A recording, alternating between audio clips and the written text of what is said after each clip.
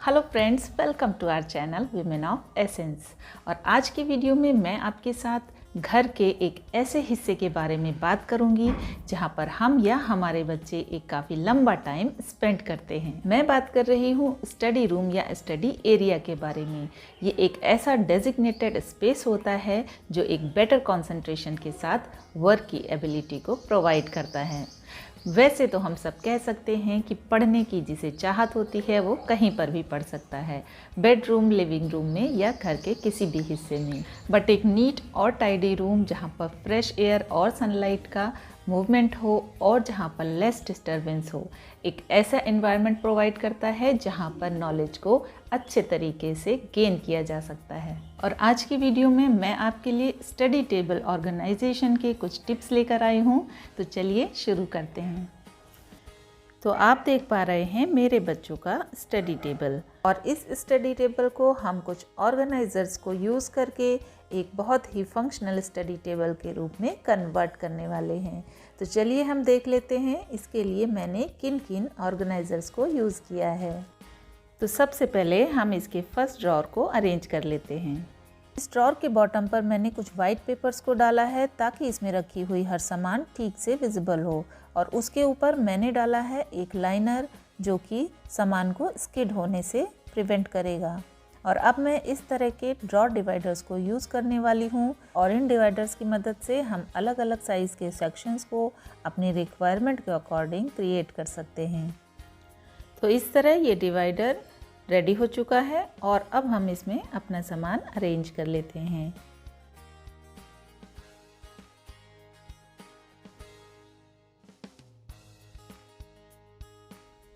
कुछ इस तरह के केबल्स और वायर्स को रखने के लिए मैंने यहाँ पर एक वेलक्रो टेप का इस्तेमाल किया है, और साथ ही इन वायर्स को रखने के लिए मैंने एक खाली मोबाइल के बॉक्स को यूज़ किया है। इसकी वजह से हमारे वायर्स इधर उधर फैलते नहीं हैं और एक जगह पे नीटली रखे रहते हैं। आप नोटिस कर पा रहे होंगे कि यहाँ पर कुछ छोटी छोटी चीज़ें जैसे ये पेपर क्लिप, बोर्ड पिन्स वगैरह मैंने ओपन करके ही रखी हैं ताकि उन्हें एक्सेस करना इजी हो सके। ड्रॉर डिवाइडर्स के स्किड को रोकने के लिए आप इस तरह के डबल साइडेड टेप को यूज़ कर सकते हैं। ये ड्रॉर डिवाइडर्स के मूवमेंट को बिल्कुल ही रोक देता है। तो आप क्लियरली देख पा रहे हैं कि ड्रॉर के ऑर्गेनाइजेशन के बाद हर चीज़ एकदम क्लियरली विजिबल है और साथ ही एक्सेसिबल भी है। तो चलते हैं अब सेकेंड ड्रॉर की तरफ। सेकेंड ड्रॉर के लिए मैंने एक शू बॉक्स को एक ऑर्गेनाइज़र के फॉर्म में कन्वर्ट किया है। इसमें मैंने अलग अलग सेक्शंस बनाए हैं जिसमें हम सेपरेटली सामान को रख पाएंगे।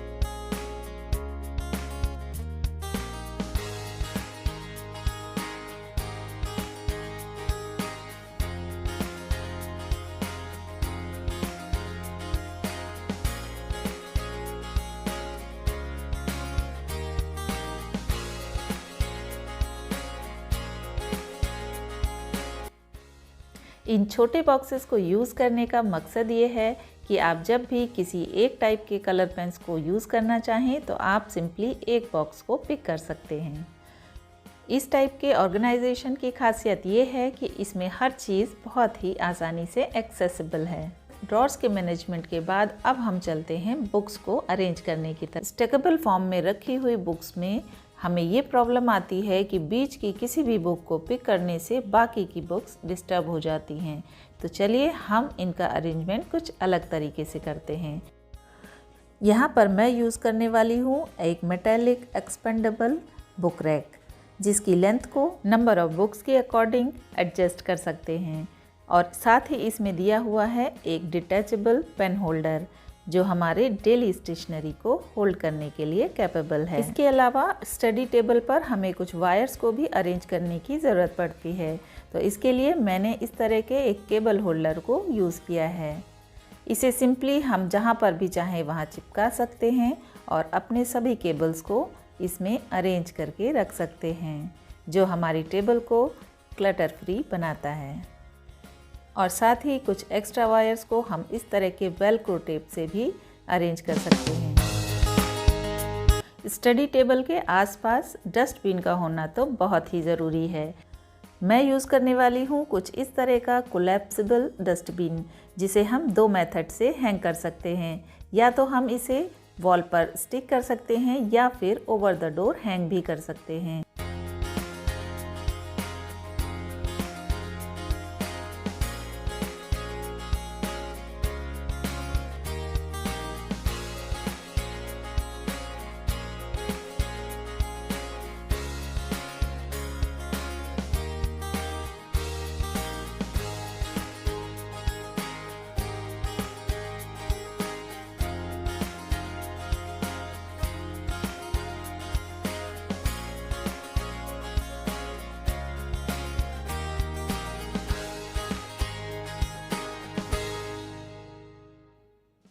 तो चलिए अब देख लेते हैं कि टेबल के टॉप पर हमने कौन कौन सी चीज़ें रखी हुई हैं।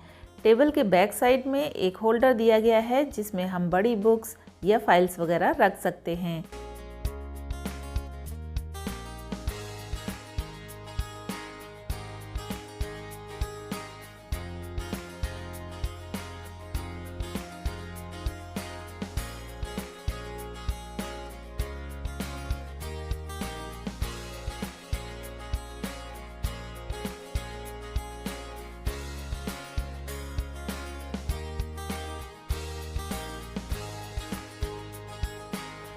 और साथ ही रखा है मैंने एक मोबाइल होल्डर। इसकी हाइट और एंगल को हम अपने अकॉर्डिंग एडजस्ट कर सकते हैं। ऑनलाइन स्टडीज़ के लिए ये एक काफ़ी यूज़फुल चीज़ है।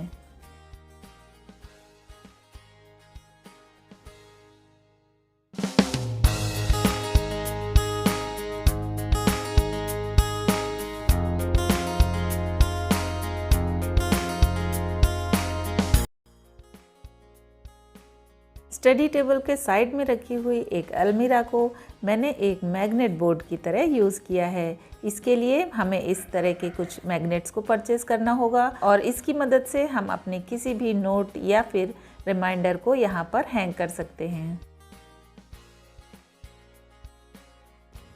सो आई होप ये वीडियो आपके लिए हेल्पफुल रहा होगा और आपको इस वीडियो से काफ़ी सारे आइडियाज़ और टिप्स भी मिले होंगे। तो मिलते हैं अपने नेक्स्ट वीडियो में।